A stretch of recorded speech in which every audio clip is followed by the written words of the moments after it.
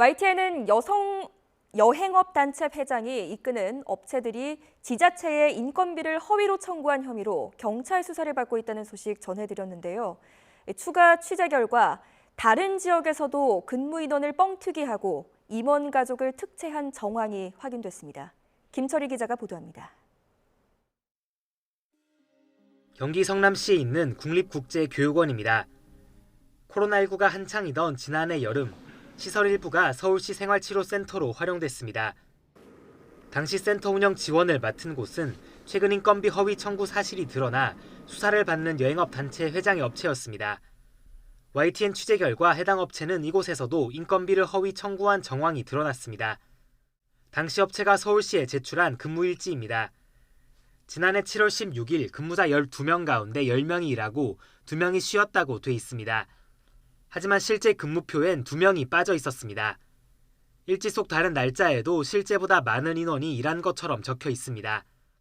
일하지도 않은 유령 근무자를 기재해놓고 인건비를 더 타낸 것으로 의심되는 부분입니다. 직원들은 이 유령 근무자 중 한 명이 센터 운영업체 임원 A씨의 배우자라는 의혹을 제기했습니다.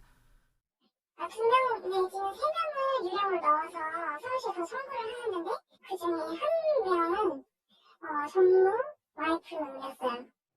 이도 모자라 업체 임원 A씨는 자신의 업체가 운영하는 다른 생활치료센터에 자기 아들을 특혜 채용했다는 의혹도 받고 있습니다.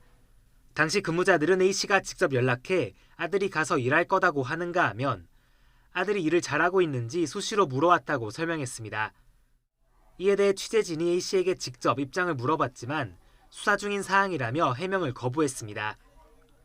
다른 업체 측 관계자도 수사에 성실히 협조하고 있다고만 할 뿐 세부 의혹에 대해 명확한 설명은 하지 않았습니다.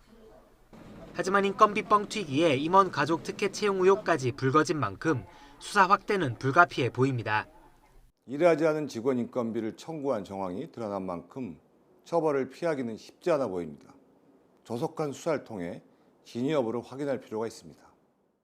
서울경찰청 역시 관련 지자체 전체를 대상으로 수사를 확대해 진행하고 있습니다. 이후 수사 결과에 따라 업체가 받게 될 처벌의 무게도 달라질 것으로 보입니다. YTN 김철입니다.